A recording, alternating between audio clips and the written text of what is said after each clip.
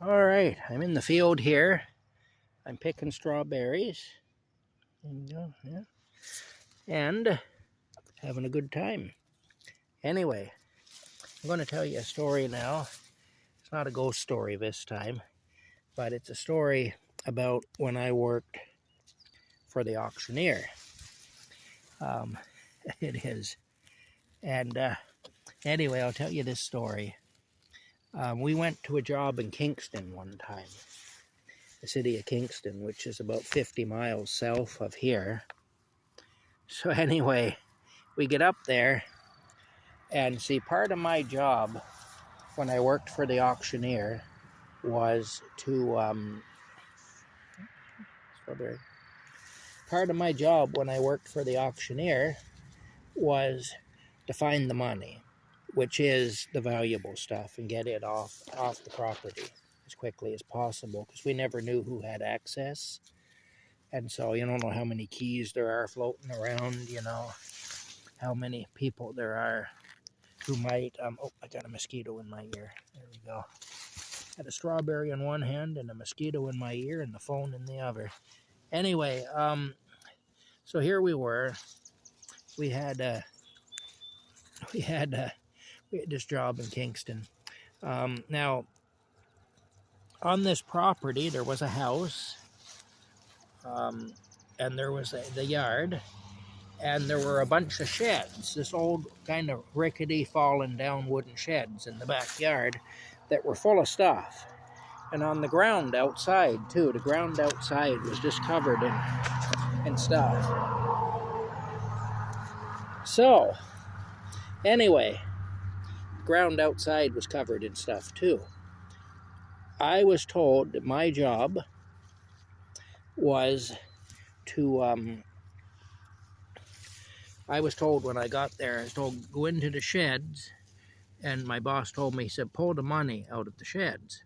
Well, what he meant is go through all that shit, find the stuff that's of value, and get it out of there, Now, at this particular job, this was one of these jobs where we could pick and choose. We didn't have to take everything, and we could just leave behind anything we didn't want.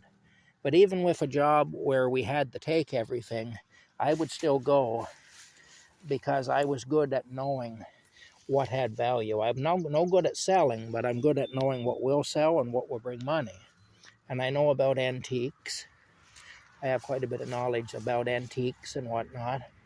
And so I can go through there and I can spot the good stuff, and I can get it off the premises and into our truck and back to our haul, basically, before there's before anybody else can come with a key and get onto the property and take it, Anyway, we, these mosquitoes are just awful. We go to this job in Kingston. My boss says, get the money out of the sheds. So I start going through the sheds one by one. There's 6 sheds. And I'm going through them there one by one. And, I go through shed number 1 and I pull out all the things that are of value out of it. Get them loaded onto the cube van. Then go to shed number 2. Do the same, shed number 3, and so on. I was on either shed number 4 or shed number 5. It was a stinking hot day. The sweat was rolling off me. I was seeing spots, damn it. I was so, I was just completely whipped. The heat was just sucking the life right out of me. It was so hot that day. And anyway, in that last shed I just spoke about, shed number 4 or 5, whatever it was, I see a curved glass display case, an antique glass display case like what you'd see on a countertop in a store years ago, with the wood, really nice wood, and the curved glass coming down. And this was a case that small items would be in. I mean, you might put chocolate bars in it in a candy store or grocery store. and a jeweler store, you might put watches in it or something. You know, a countertop display case, basically. The thing was about 100 years old and worth money. Quite valuable. You know, this is the sort of thing people will pay to get. So I pull it out of there, and I'm heading across the yard. Well, I come out of there with the thing, and there's a man standing there, and he's looking really mad. He looks like he's ready to kill somebody. And he stops me. I didn't know who he was. Didn't know anything about him. Anyway, he stops me, and he says, just what exactly do you think you're doing? I could tell he was pissed. I didn't know why, but I knew he was mad. You know, this guy was mad. I've had enough people mad at me over the years that I'm pretty good at knowing when somebody's mad at me. You know, it comes with experience, I suppose. Had a lot of people really mad at me over the years. Anyway, I told him, I said, I'm taking this display case and I'm taking it over there and putting it in the cube van. And he says, no, you're not. In fact, he said, you're going to put it back in there where you got it.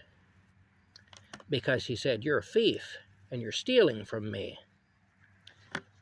I looked at the guy, kind of dumbfounded, like, what the hell is he talking about? And I said, and who are you? And he said, I'm the property owner. That's who I am. He said, I own all this shit. And he said, you're stealing from me. And I said, wait a minute. What do you mean? You know, what doesn't make any sense. I couldn't figure it out. Anyway, he went up one side of me and down the other. Called me all kinds of names and stuff. Made some accusations about being a thief and this and that and the other thing. I think I'm done over here for tonight. I think I've done enough. Well, I think that, and then I find a strawberry. Here we go now. Let me get that one. It's addictive, you know, doing this. You need a 12-step program, maybe, for people like me. Anyway, the guy, he went up one side of me and down the other. Called me a thief and a bunch of other bad names. And I didn't know what to do. I was dumbfounded. So I'm just standing there listening to this guy tell me what a piece of crap I am. My boss, he came out of the house. He comes out of the house. And he's just standing there looking. And I'm looking over at my boss, you know, to say, kind of like to say, help me, you know. Like, this guy is, you know, I mean, help me. What the hell? Don't just stand there. Come over here and tell this guy what's going on. I'm looking over at him, and he's not coming over. He's not doing anything. He's not saying a word. He's just standing there watching me get dressed down by this guy. Anyway, didn't come to my defense or anything. Well, the guy told me, he said, everything you took out of those sheds, he said, you take everything out of that cube van you took out of those sheds, and you put it back. You dirty thieving, you know what, so and so. How dare you? You know, how dare you steal from me? Anyway, so I'm going into the shed and putting everything back. He's standing there with his arms folded across his chest, watching me. Of course, the sweat is just pouring off me at this point, and I'm like, what on earth, you know? And my boss, he just turned around and went back into the house.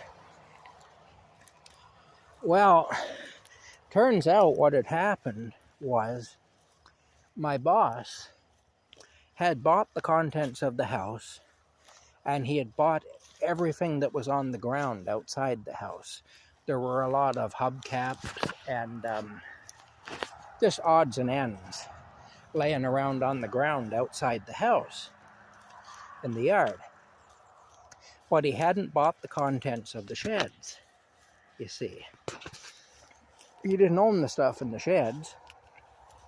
So he was telling me that I had to, told me to go into the sheds, get the money out of the sheds, which is what I was doing.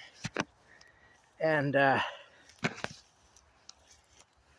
yeah, anyway,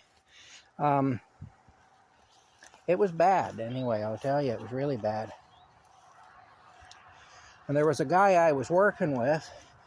The funny thing is, his name was also Tom. He'd just started working with us. And in the truck on the way back with the load of stuff, of course, I was mad. And I told Tom, I said, you know, I'm going to have words with, or I said the guy's name. I'll just say the boss here. I'm not going to say his name. But I'm going to have words with the boss about this, you know.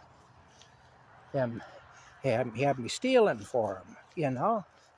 Like, I'm going to have some words with him over that. And then he didn't even come over and straighten it out. Let me take the blame. Threw me right under the bus, he did. Anyway, Tom tried to talk me down. He said, you need the job. You better not do that. He said, you need the job, you know. And he was right, I did need the job. So I bit my tongue. Didn't say anything. When we got back to the shop, our boss was riding in another truck. Anyway, I heard my work friend there, Tom, on a cell phone then, and he was talking to his daughter, and he told his daughter, he said, I don't think I can work at this job anymore. He said, I saw something today that really disturbed me.